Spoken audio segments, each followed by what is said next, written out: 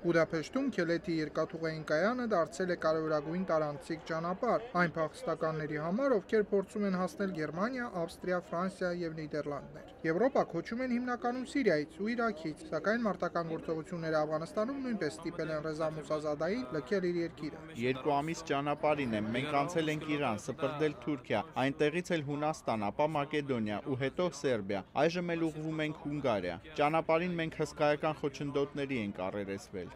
Հունգարիայի նման Հունաստանը նույնպես պայքարում է փախստականների ներհոսքի հետ կապված խնդիրները լուծելու համար։ Երկուշաբթի հարյուրավոր մարդիկ անցել են Հունաստանից դեպի Մակեդոնիա։ Նրանք մի քանի ժամ հանգստացել են այս ճամբարում, մինչև Արևմտյան Եվրոպա ու հատկապես Գերմանիա հասնելու նպատակով երկաթուղով ու ավտոբուսներով Սերբիա մեկնել է։ Ես ցանկանում եմ մեկնել Գերմանիա ու գեղեցիկ կյանք վայելել այնտեղ։ Ես տանել չեմ կարող կռիվը, որը անընդհատ շարունակվում է իմ երկրում։ ՄԱԿ-ի փախստականների գործակալության ու միջազգային Կարմիր խաչի ու մարդասիրական ու բարեգործական ընկերությունների աշխատակիցները փորձում են օժանդակել ճամբարի փախստականներին։ Ըստ Human Rights Watch կազմակերպության աշխատակից Բիլ Ֆրելիքի, իրավիճակը խառն է ու վտանգավոր։ Մենք ամբողջ օրն անցկացրեցինք խնամելով մարդկանց։ Նրանք կանայք ու երեխաներ են, որոնք ուժասպառ են ջրի ու ծածկի բացակայության եւ կիզիչ արևի տակ կանգնելու պատճառով։ Ըստ Ֆրելիքի ճամբարում գտնվող մարդիկ ապրում են վախն իրենց սրտերում, եւ այս փաստը, որ նրանք չեն ստանում իրադարձությունների մասին լիարժեք տեղեկություններ, ավելի է խորացնում նրանց մտահոգությունները։